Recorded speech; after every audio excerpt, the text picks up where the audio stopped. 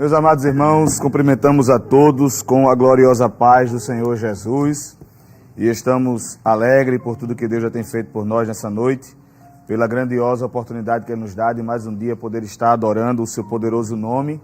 Também agradecidos estamos ao nosso amado pastor presidente, pastor Ailton José Alves, por nos dar essa oportunidade, de estar aqui também cooperando com este grandioso trabalho, e já estamos por demais felizes por tudo que o Senhor já tem feito. Já estivemos ouvindo vários louvores de adoração ao nome do Senhor Jesus e também já pudemos ver o Senhor estar operando o milagre da salvação, que, como já foi dito e muito bem dito pelo pastor Valber, é o maior milagre que pode acontecer aqui na terra, é o Senhor salvar uma vida, porque quando isso acontece, há uma movimentação no ambiente celestial. Há festas, como diz a Bíblia. Então, nesta noite, o Senhor tem operado já o milagre de salvar pessoas para o seu grandioso reino. E esse reino do Senhor Jesus Cristo ainda tem o seu lugar, ainda tem a sua vaga. É só você fazer a sua decisão por Cristo nessa noite, entregar a sua vida a Ele, como diz a palavra do Senhor Jesus, confiar nele e permitir que Ele faça a condução da sua vida. Queridos irmãos, conforme já foi nos dada a oportunidade pelo pastor Valber Gustavo, o servo de Deus, o pastor, eu convido a você para estar abrindo a sua Bíblia, se você dispõe de um exemplar da Bíblia Sagrada, para que possamos ler a palavra do Senhor Jesus Cristo no livro dos Juízes, capítulo de número 16, uma passagem bastante conhecida de todos nós, não é? Livro dos Juízes, capítulo 16, a partir do versículo de número 28. Se você pode, claro, e tem condições, abra a sua Bíblia. Se você não tem um exemplar da Bíblia Sagrada, você pode fazer uso do seu aparelho, do seu dispositivo eletrônico, não é? Seja um smartphone, um notebook, um tablet, um iPad, o que você tiver aí à sua disposição, você pode usar para que possa acompanhar a leitura desse texto, que nos diz a palavra do Senhor. Então, Sansão clamou ao Senhor e disse: Senhor Jeová, peço-te que te lembres de mim e esforça-me agora, só esta vez, ó Deus, para que de uma vez me vingue dos filisteus, pelos meus 2 olhos. Abraçou-se, pois, Sansão com as duas colunas do meio, em que se sustinha a casa, e arrimou-se sobre elas, com a sua mão direita numa e com a sua esquerda na outra. E disse Sansão: morra eu com os filisteus. E inclinou-se com força, e a casa caiu sobre os príncipes e sobre todo o povo que nela havia. E foram mais os mortos que matou na sua morte, dos que o que matara na sua vida.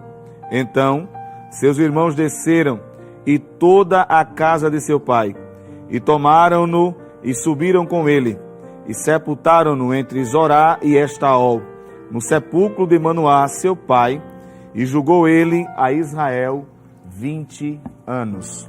Queridos irmãos, o texto que nós estivemos lendo com a igreja nessa noite é um texto que, como já havia dito há instantes atrás, é bastante conhecido de todos que são leitores da palavra de Deus e até aqueles que não têm o hábito frequente de lerem a palavra do Senhor Jesus, mas que certamente já devem ter ouvido essa mensagem, essa história deste servo de Deus chamado Sansão. De modo que, quando nós lemos a história de Sansão, Sansão está incluso em uma categoria de juízes que foram, na verdade, um total de 14, e ele esteve cumprindo este ofício de juiz. E ele, como já diz o último versículo que nós estivemos lendo, esteve julgando a nação de Israel num período de 20 anos. Este homem, se nós fôssemos dar a ele um título, não é? Nós diríamos que ele seria uma figura, talvez, de um herói bíblico, não é? Um homem que tinha uma força descomunal, um homem que tinha toda uma história. E como diz a própria leitura, desde o capítulo 13 até o capítulo 16 desse livro de Juízes, nós encontramos a narração da história deste homem de Deus, que esteve vivendo em um período em que, conforme nós, se os irmãos puderem ler e observar, na verdade, no capítulo 13, no versículo 1 e o versículo 2, nós vamos perceber de que havia uma corrupção entre a nação de Israel. O povo estava andando errante em desconformidade com aquilo que Deus havia estabelecido. Isso, na verdade, já estava se tornando uma prática corriqueira entre a nação. E a gente percebe que o Senhor havia os entregado na mão dos filisteus. E eles, os filisteus, eram homens que não tinham piedade. Eram homens de um coração voltado à cidade, à perversidade, à idolatria, à imoralidade. E tudo isso eles faziam para que as nações subjugadas por eles, trilhassem o mesmo caminho. E percebemos, queridos, de que o Senhor, Ele demonstra a sua misericórdia, mais uma vez, para com esta nação, que era uma nação sua, uma nação que lhe pertencia, e o texto diz que o Senhor os havia entregado na mão dos filisteus. E quando nós percebemos e observamos que o nosso Deus, na sua demonstração de misericórdia, Ele fala com um homem chamado Manoá, que era um homem que tinha todas as suas características de um homem piedoso e que tinha um comprometimento em conhecer ao Senhor. E o texto diz que Deus fala com ele, E diz a ele que ele e a sua esposa teriam um filho. O que vale a pena comentar com os irmãos aqui esta noite é que o texto diz que ela não poderia gerar por conta da esterilidade que havia no seu ventre. Ela era uma mulher que não tinha possibilidade de gerar filhos, de trazer filhos. Mas o texto diz que o anjo aparece, a teofania do próprio Deus aparece e diz a ela que ela teria um filho, que ela iria gerar um filho. E ela recebe deste mensageiro dos céus algumas recomendações com relação a esta criança. Ela recebe deste mensageiro algumas orientações que deveriam ser levadas em consideração. As orientações passadas por esse mensageiro dos céus a esta mulher eram recomendações que deveriam ser guardadas, preservadas, observadas e cumpridas à risca. Percebemos que quando ela recebe as orientações, que está no capítulo 13, versículos 4 e 5, ainda no versículo 7 e no versículo de número 14, nós encontramos todas essas orientações passadas e elas são cada vez mais faladas. E quando nós observamos que à medida que ela repete essas orientações recebidas, é como se fosse uma maneira que ela estivesse gravando aquilo que havia sido recebido. Era uma forma dela memorizar a mensagem que havia sido passada para ela. E o texto diz que ela recebe essa mensagem, que ela fica, a priori, gera um conflito na mente daquela mulher, porque ela conhecia o seu estado físico, as condições biológicas a que o seu corpo estava sujeita, e ela sabia que dentro dessas condições ela não tinha possibilidade de gerar filhos. Então, ela leva essa mensagem até o seu marido Manoá, e ele é convidado por ela a vir e ouvir o que o anjo mensageiro havia passado para ela. E aí há uma palavra que é dada por esse mensageiro dos céus e ele repete o que havia dito a ela. No versículo 14, ele faz a confirmação do que havia dito a ela no versículos 4 e 5. E ele, quando confirma isso, o ser que estava diante daquele casal entrega a mensagem e eles compreendem que ali querem tirar as dúvidas, na verdade, de quem estava diante deles, qual era aquele mensageiro, qual era a finalidade, o que ele veio fazer, de onde ele vinha, qual era o seu nome. Todas essas perguntas estavam ali na mente confusa de Manoá e sua esposa e que eles queriam tirar essas dúvidas com ele.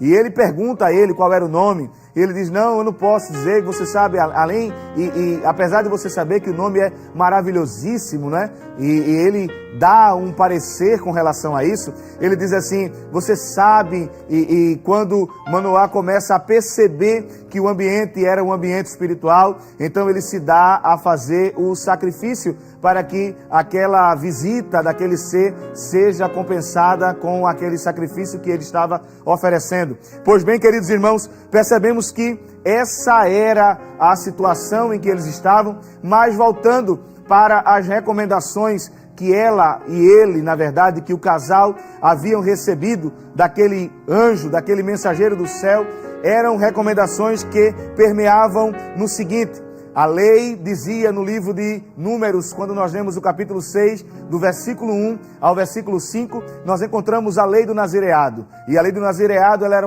uma lei segura que fazia uma distinção entre uma pessoa que era separada para o serviço e uma pessoa que não tinha uma separação direta para o mesmo serviço. Então, a lei do nazireado era como se fosse uma chancela, era como se fosse um carimbo, era como se fosse um algo a mais, um diferencial que era imposto para aquele que estava a serviço do reino, para aquele que estava a serviço do Senhor. Essa mesma lei do nazireado, ela é repetida pelo mensageiro que aparece a Manoá e a sua esposa, e ele faz as devidas observações. E dentro dessas observações que eles certamente conheciam, por serem um povo conhecedor da lei judaica, eles sabiam quais eram as implicações que se dava ao descumprir essas orientações dadas. E, queridos irmãos, sobre as orientações que haviam sido dadas ao casal estava: não beberá bebida forte, nada que fosse derivado da vide. O texto de Números fala muito claramente: não poderia comer da semente, nem sequer a sua casca triturada, misturada a qualquer que fosse o outro tipo de alimento. Era uma restrição total com relação à questão da vide, aquilo que fosse de uva. O vinho não poderia ser bebido, bebida forte de qualidade nenhuma, nada que fosse derivado. Ele não poderia comer nada que fosse imundo, e ele também não poderia tocar em nada que fosse imundo, e ele também não poderia passar sobre a sua cabeça nenhum tipo de navalha. Era um homem que tinha as suas características visuais definidas. Quando alguém olhava para o nazireu, se identificava por conta dos seus cabelos. Quando alguém olhava para o cotidiano de um nazireu, se percebia por conta das suas restrições dadas. E é interessante falar, porque quando a gente percebe que havia essa restrição com relação aos derivados da vide, é porque a vide tem um simbolismo muito forte no contexto da nação de Israel. A vide simbolizava prosperidade, mas também simbolizava os festejos, as festas, os momentos de congratulação, de alegria, de confraternização. Eles sempre deitavam o vinho para que as pessoas pudessem estar festejando, se alegrando. Então, essas imposições feitas ao jovem Sansão eram imposições que o colocariam em uma linha de destaque, em uma visão de destaque, em um posicionamento de destaque. E como já disse aqui aos irmãos, ele estaria sendo observado, ele estaria sendo visto pelo seu comportamento. E começamos a perceber de que esse jovem que tinha um chamado específico do Senhor, este homem que tinha um chamado específico de Deus, para uma obra específica, para um momento específico, os irmãos vão de lembrar de que eu falei há alguns instantes de que ele havia sido chamado para ser um dos 14 juízes de Israel. E isso não era uma missão pequena, isso não era uma missão insignificante, era algo extremamente poderoso, era algo que trazia sobre ele uma responsabilidade tremenda. Mas aí eu preciso abrir um parêntese para que você compreenda nesta noite, é de que todo o investimento que Deus estava disposto a fazer e o fez na vida de Sansão, havia alguém, havia as forças espirituais da maldade que trabalhavam para que esses investimentos não produzissem o efeito esperado. À medida que Deus estava trabalhando para que este homem cumprisse cabalmente o seu chamado, havia do outro lado o adversário que estava disposto a investir pesado para que ele não pudesse chegar ao lugar que Deus havia determinado. E dentro desse parêntese ainda eu preciso comentar com você nesta noite. Quantas vezes você já não esteve em uma posição que Deus esteve estabelecendo para você um chamado, uma convocação, um serviço, um trabalho, e entre um percurso e outro, entre uma jornada e outra, você foi submetido por um investimento maléfico, por uma seta lançada pelo adversário, para que toda a estrutura criada pelo Senhor, feita por Deus, para que você pudesse ir avante, ela fosse minada. E talvez você tenha até sido atacado, e nesses ataques feitos pelo adversário, você sentiu uma dor aqui, uma coisa ruim ali, um sentimento devastador no coração, uma tristeza. Mas nesta noite, dentro dessa reflexão que nós estamos trazendo, o Deus que deu e esteve oferecendo diversas oportunidades à Sansão, é o mesmo Deus que nesta noite te convida a meditar e a entender que Ele tem uma saída para a sua vida. Que você não vai ficar prostrado, caído, envergonhado. Deus estará trabalhando para que a sua vida ela seja restaurada. E ela não será restaurada simplesmente porque você está fora daquilo que Deus está estabelecendo para a sua vida.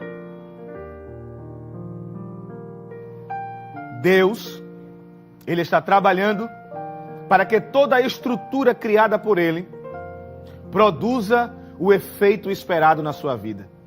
Talvez você diga, mas irmão Rafael, eu já fui tão açoitado. Você vai perceber aqui, queridos irmãos, que a partir do momento que Deus fala com Manoá, que Deus fala com a sua mulher, que o menino nasce, que ele é gerado, ele começa a receber todas as afrontas que o diabo tem preparado para ele. Estava de um lado o Deus Todo-Poderoso, que já havia o escolhido desde o ventre, falado com a sua mãe antes que ele havia sido gerado. E depois que ele nasce, nós percebemos que as investidas começam a ser cada vez mais profundas. O texto diz que ele vai a uma festa em Tímina, e quando está lá, ele vê uma das filhas dos filisteus e se agrada a ela, gosta dela, não é? Numa linguagem bem nossa, não é? Ele fica interessado na jovem, não é? Começa a surgir a paquera, e ele é até contundente em suas palavras. Quando o seu pai Manoá procura lhe corrigir, diz assim a ele: olhe, não faça isso, não é? Entre as nossas lá tem tantas meninas bonitas, iguais a esta, ou talvez até mais, e você vai se dar a ter este relacionamento com uma filha dos filisteus. E ele diz assim: eu quero ela, porque ela me agradou aos olhos, não é? Os pais de Sansão ficam preocupados, mas o texto diz no versículo de número 4, que no capítulo 14, versículo 4, que ali estava uma permissão de Deus para que aquilo pudesse ocorrer. Estava dentro do trajeto de Deus. No percurso de Deus estava Tímina. Estava essa mulher que Sansão conheceu e que casou-se com ela. E o texto diz, queridos irmãos, de que ele começa a sofrer neste lugar algumas coisas que são extremamente prejudiciais a ele. A Bíblia diz que ele, nesse território predominantemente filisteu, ele defronta-se com um leão. No capítulo 14, versículo 5, ele mata este leão. No capítulo de número 14 e o versículo 8, a Bíblia diz que ele comete um dos seus primeiros deslizes. Ele vai, e depois que mata o leão, o texto diz que após alguns dias, não diz necessariamente quantos dias foram, mas após alguns dias, ele passa por aquele leão, e no ventre apodrecido do leão estava colmeias, favos de mel. Ele vai lá no ventre do leão, retira o favo de mel, alimenta-se dele, leva para casa, dá a seu pai e a sua mãe, e ambos comem deste favo de mel. O texto do capítulo 13, versículos 4, 5, 7 e 14 são explícitos em dizer que ele não deveria comer nem tocar em nada imundo. O deslize de Sansão estar em tocar em um leão que já havia morrido. Era algo podre. Então não havia a menor possibilidade dele fazer aquilo, na verdade. Ele não deveria ter feito aquilo, mas ele o fez. Então ele, a partir disso, começa a criar um ambiente muito dificultoso, hostil. No versículo de número 15 do capítulo 14, ele instiga os filisteus, ele os convida para uma guerra, para uma confusão, que na verdade ele, depois que se casa com essa mulher, os filisteus vão até ela e eles convidam essa mulher ou fazem uma espécie de persuasão a ela, para que ela convença ele a dizer qual era o segredo, o enigma que ele havia dito, dos versículos 12 ao versículo número 13 e 14. E eles fazem isso em tom de ameaça. Só que aí você vai imaginar comigo o seguinte: Sansão não era um homem qualquer. Sansão não era um homem como eu. Sansão era um homem dotado de uma força, como disse lá no começo, descomunal. Claro que essa força provinha de um pacto, de uma aliança que Deus havia feito com ele. E Sansão não estava ali para ficar de brincadeira. E o texto diz, meus amados irmãos, que ele fica flertando com o perigo, não é? Brincando com o pecado, trazendo ali, até em tom de brincadeira, esse enigma, não é? Ele faz com que todo esse ambiente fique um ambiente muito pesado, difícil. Ele perde a sua esposa para o seu companheiro. No capítulo 14, versículo 20, o texto diz que o pai da mulher havia dado a ela ao seu companheiro porque não estava satisfeito com ele. No capítulo de número 15, nós encontramos ele dizendo que ele não aceitava mais a Sansão. Então você começa a perceber de que as coisas que Deus havia planejado para Sansão, elas começam a ficar em desnível com aquilo que Sansão começa a praticar. E aí a gente começa a imaginar o seguinte: ô irmão Rafael, e então como será a vida desse homem? Sansão era um guerreiro nato. Sansão foi constituído para ser um lutador. Sansão foi levantado para ser um homem de guerra. E o texto deixa isso muito claro. No capítulo 15, a Bíblia diz que depois de receber a rejeição do sogro, e ele percebe de que os homens já haviam persuadido a sua mulher, de que tudo já estava vivendo em uma dificuldade tremenda, de que as coisas já não estavam tão ruins, tão boas na verdade. Sansão, em uma atitude vingativa, ele pega 300 raposas, junta as caudas das raposas e consegue fazer 150 tochas. Solta as tochas no meio do arraial dos filisteus. E isso foi um prejuízo incalculável para os filisteus. Queimou o trigo, queimou a cevada, queimou tudo, acabou com tudo. Então, o que é que vocês imaginam que vai acontecer com isso? Acontece que os homens ficaram tão revoltados com Sansão e com o pai da mulher, que eles foram na casa dele e queimaram o pai e a mulher que era a esposa de Sansão. Então a gente começa a ver de que as coisas estão caminhando ainda mais para um fracasso, para uma queda, para uma destruição. Numa linguagem bem humana, era uma rota de colisão. Era uma rota que, me permita, ninguém poderia imaginar que nada de bom pudesse acontecer de tudo isso ainda. Mas aí existe algo muito poderoso. É que Sansão era um homem escolhido por Deus desde o ventre. A leitura que o pastor Valber fez nessa noite fala de um outro profeta, claro que em contexto diferente, mas pegando a fala do texto lido pelo pastor, o Senhor havia chamado os dois, tanto a Jeremias como ao homem juiz chamado Sansão. Essa ligação do chamado de Deus para os dois, ela é incontestável. É claro que um trilha um caminho e o outro, obviamente, um caminho diferenciado. Mas ambos foram chamados por Deus.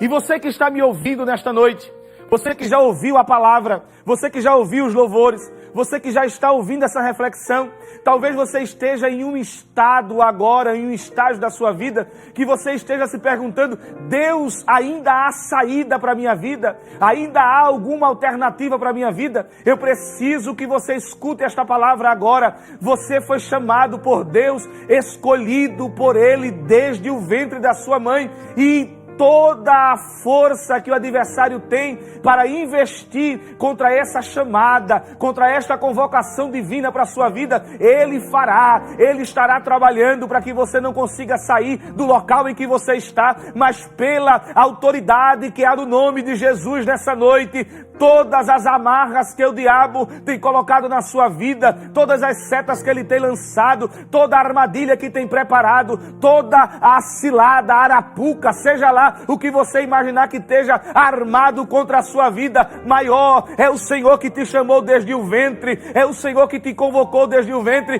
Contra a tua vida prevalecerá aquilo, ou a favor da tua vida, melhor dizendo, prevalecerá aquilo que Deus tem estabelecido, e não o que o diabo falou, e não o que o diabo disse, e não o que o diabo planejou, não. Os planos do diabo não prevalecerão contra a sua vida. Os planos do adversário não prevalecerão contra a sua vida. Quando tudo parecer que vai caminhar para o fim, para uma rota de colisão, para um final drástico, haverá a poderosa mão de Deus estendida em direção à sua vida para lhe ajudar em nome do Senhor Jesus Cristo.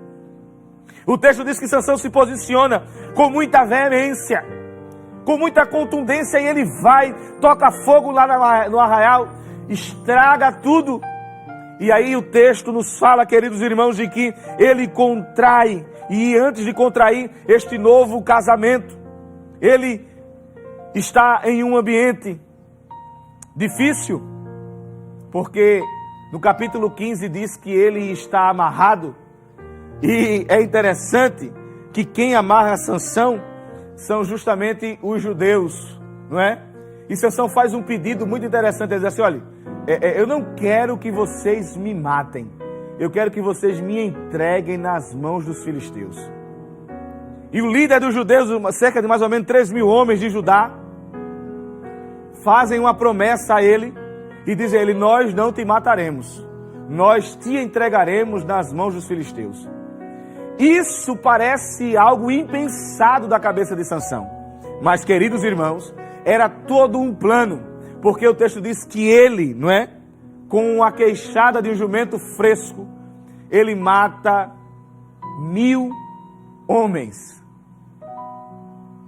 Entregar Sansão na mão dos filisteus parecia naquele momento algo impensado, algo que não tinha um planejamento, mas estava tudo dentro do programa da mente de Sansão, tudo organizado por ele.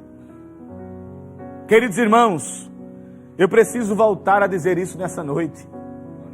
Deus sabe exatamente quem você é, e Ele não vai permitir que prevaleça na sua vida os planos do adversário. Com todo o ambiente conturbado que tenha se estabelecido ao seu redor, com todas as dificuldades que tenham se estabelecido à sua volta, nada disso prevalecerá. Ficará de pé sempre aquilo que Deus tem dito ao seu respeito. Irá sempre avante, sempre para frente. Mas, irmão Rafael, o senhor não conhece o contexto em que eu estou inserido? E eu conhecer também não vai adiantar muita coisa, porque eu não posso lhe ajudar e nem fazer muita coisa por você. Mas nesta noite, aqui neste culto no lar, neste ambiente que está tão agradável com a presença do Eterno, eu posso dizer a você com toda a convicção que há na minha alma, é que Deus não perderá essa batalha para o adversário. Ele nunca perdeu, porque vai perder agora.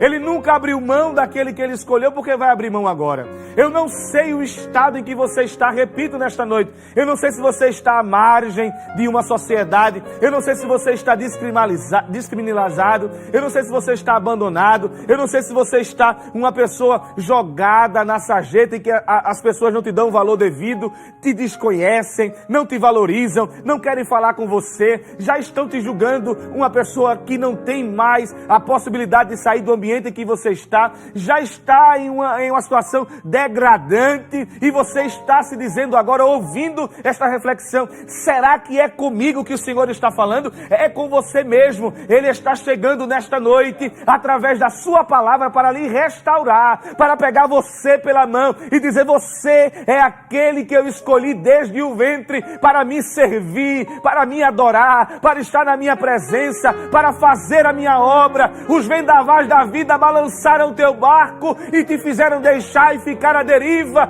mas nesta noite a poderosa mão de Deus está estendida na tua direção para te trazer de volta para a vontade do Senhor Jesus.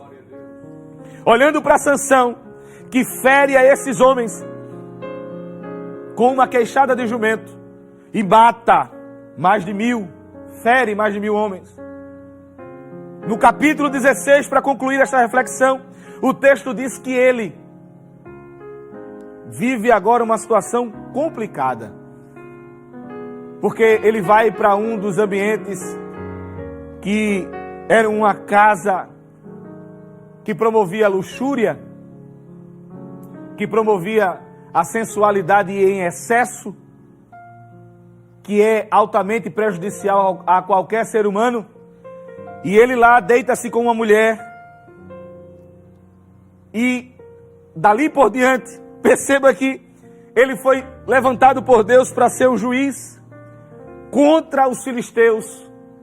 E até o momento, as ações de Sansão contra os filisteus haviam sido muito desequilibradas em se tratando de planejamento.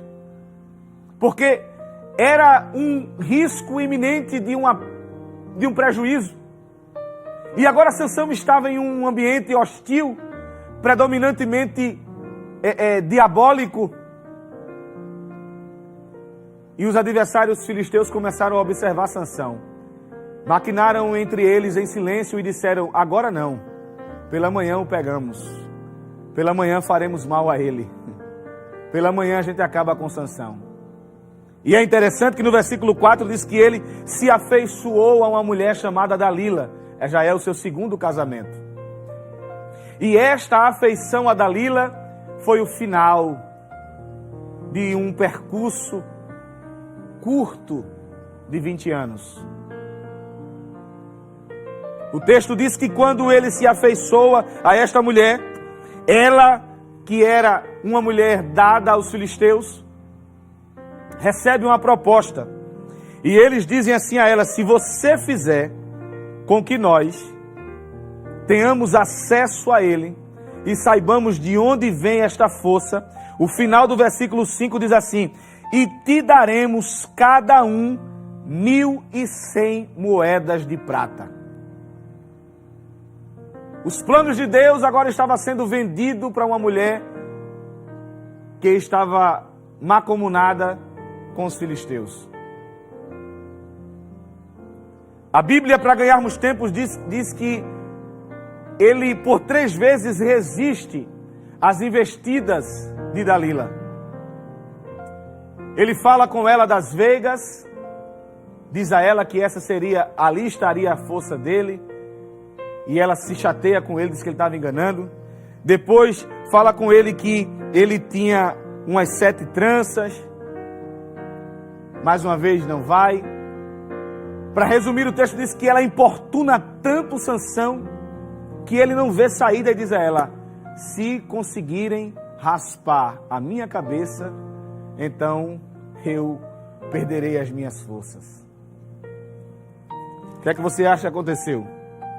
O texto diz que ela faz com que Sansão caia em um sono profundo no seu colo. E esse sono estava tão profundo, claro, que ela usou de algum outro elemento, talvez a bebida alcoólica, alguma coisa que estava à sua disposição, para que pudesse sedá-lo. Os homens chegam, raspam a sua cabeça e Sansão não percebeu, mas ele já estava sem os olhos, já estava de cabeça raspada e totalmente fragilizado. E aí, irmão Rafael, acabou a vida de Sansão? Acabou-se a história de Sansão? O texto diz, queridos irmãos, de que ele, no versículo de número 22, do capítulo 16, o texto diz assim: e o cabelo da sua cabeça lhe começou a crescer, como quando foi rapado, ou raspado, né? Rapado. Olha uma outra oportunidade chegando. Olha Deus usando mais uma vez de misericórdia.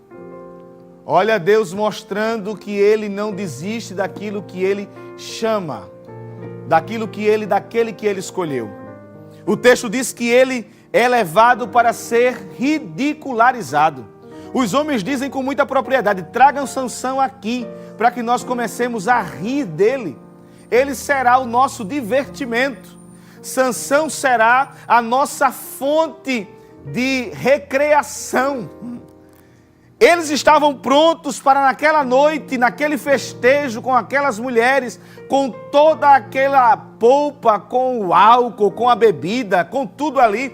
E me permita a palavra, e o palhaço da noite seria Sansão. O homem que promoveria a alegria, os sorrisos, não é? O homem que tiraria os homens dos seus momentos de tensão seria Sansão. No templo de Dagon, eles convidam Sansão para estar ali e eles preparam-se para o momento de congratulação. Eita, cegamos o homem mais forte da história, tiramos a sua força, acabamos com ele, os seus 2 olhos foram arrancados, irmãos. Olhando para isso, diríamos que não havia a menor possibilidade de ninguém ser restaurado em uma condição como essa.